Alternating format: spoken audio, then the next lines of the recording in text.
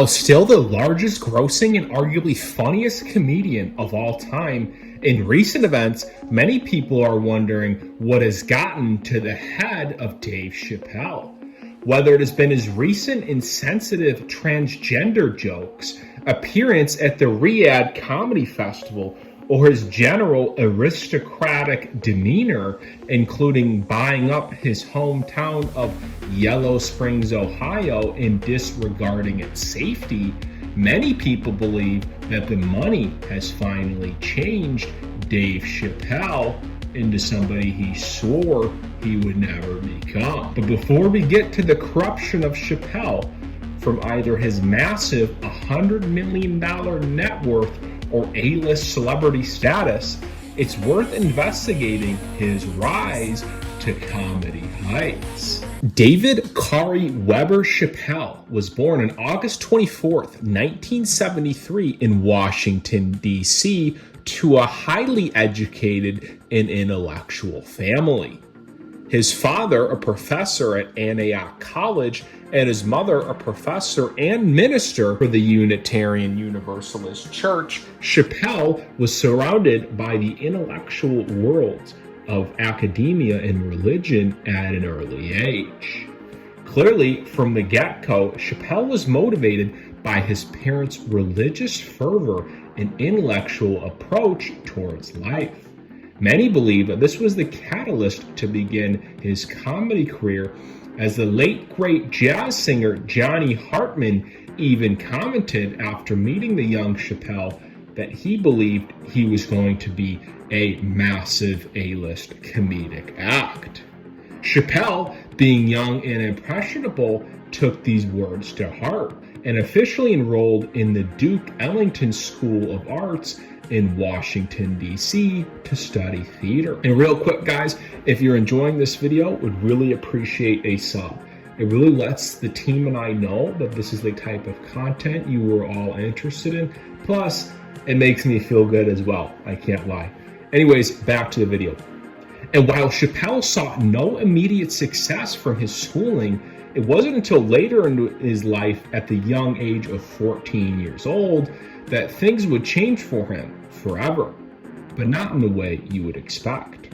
While previously being praised as a young boy his entire life for his comedic gifts, for the first time on August of 1987 in the famous Apollo's Theater amateur night, Chappelle failed. Not only did he fail, but he failed spectacularly as he was booed off stage. To this day, Chappelle described how this moment left a lasting imprint on him and even made him more determined to become a success in Hollywood.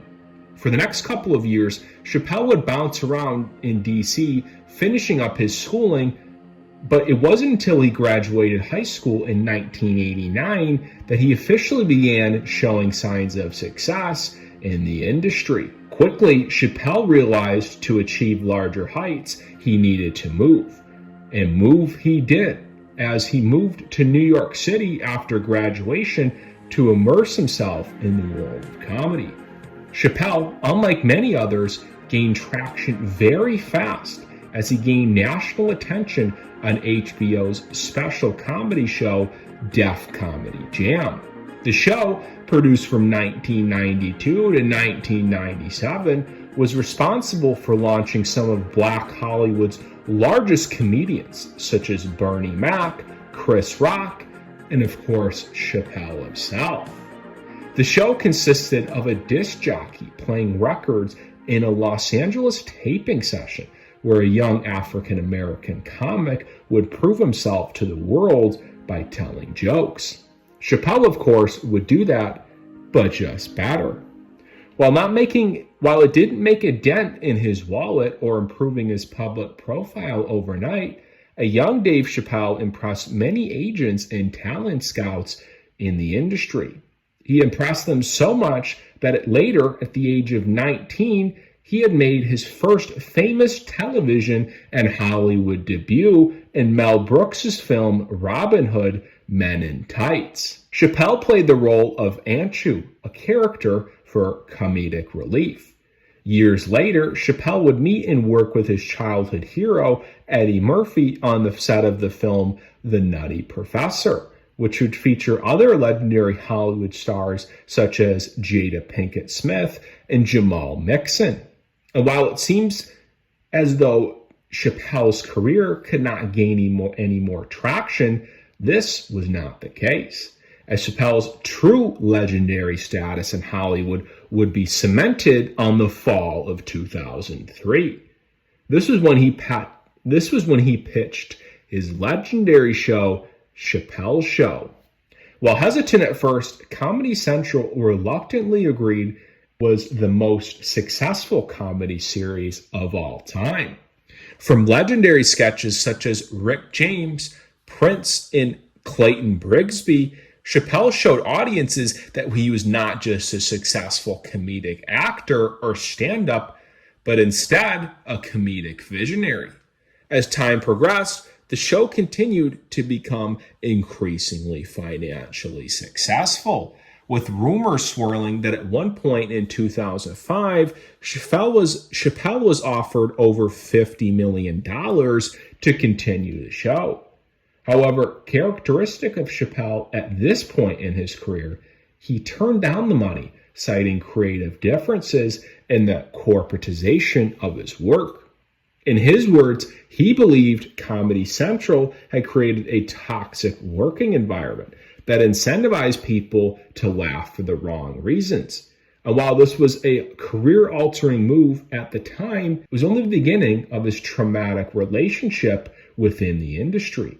As later on, fast forwarding decades, in November of 2020, Chappelle had uncovered that in addition to walking away from the show, the predatory contract that he signed as a young, broke, and new father meant that the royalties and streaming rights of Chappelle's Show were deprived of him. In a courageous and bold move, Chappelle actually called out Netflix and every other streaming platformer as well by encouraging his fans to boycott the syndicated versions of the show.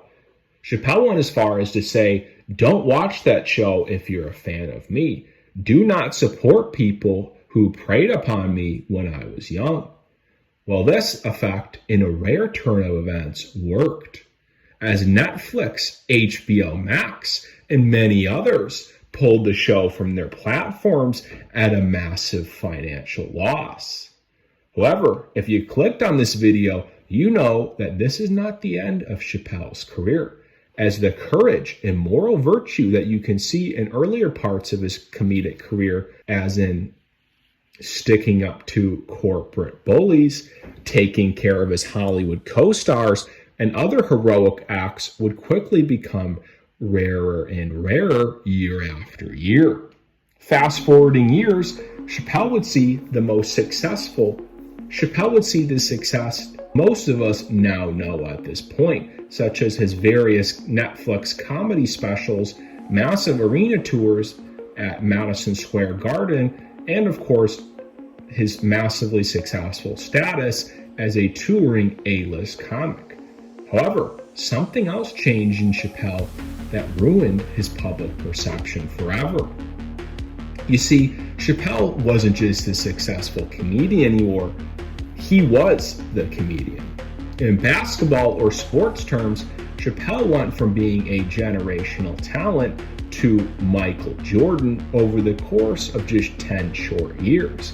And while he managed to stay humble and advocate for his crew, as seen in the Comedy Central disputes, things quickly changed. Most notably, Chappelle's comedy itself, previously known for its strange, meaningless, and ultimately hilarious edge, has now recently taken a darker and more political tone. While he used to talk about Prince and his strange but hilarious accent, nowadays Chappelle seems more concerned about discussing the GOP, Israel, or Donald Trump. To give a specific example, Chappelle was one of the few Hollywood artists who was in Kanye West's orbit during his infamous White Lives Matter phase.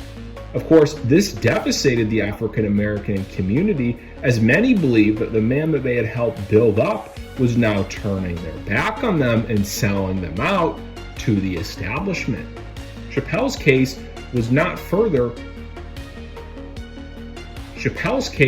was worsened after he began attacking transgender people in a now famous series of transgender jokes. Specifically, one of the jokes that started making the rounds on social media, but for all the wrong reasons, was his infamous prison joke. The joke goes as following. Chappelle claims that if he was arrested in the state of California, he would simply identify as a woman so that he could be transferred to a female prison and thus have sex with the female inmates. And while he received backlash for this comment, he would eventually double down on it, saying that trans people are similar to Chinese men trapped in a black man's body, or more simply, a man trapped in a car. This would continue for years, with Chappelle even to this day addressing it on a recent interview with NPR in April of 2026. But once again, he continued to double down, only claiming that he believed the GOP had used his transgender jokes for political reasons outside of his control. But another strange thing in Chappelle's career at this point that most aren't discussing is not public at all. Instead, it's his relationship with his fellow comics. You see, after digging through and listening to hundreds of comics, many of them share a similar story in regards to meeting their idol, Dave Chappelle. In their words, Chappelle in the world of comedy is no longer a man, but a god who is worshipped at the altar of his own comedic prowess. In particular, many comics state that the after parties thrown by Chappelle, in which he is the center of party-telling jokes, includes everybody but ignores all who doesn't kiss the ring.